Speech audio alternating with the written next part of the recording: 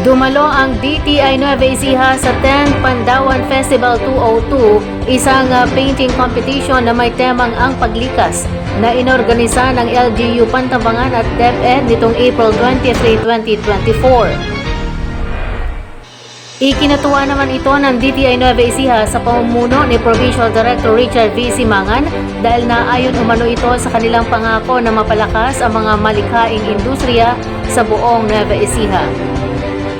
Sa nasabing kaganapan ay itinampok ang partisipasyon ng 16 na mahuhusay na artist kung saan kabilang dito ang 5 tauhan ng DepEd at 11 mag-aaral.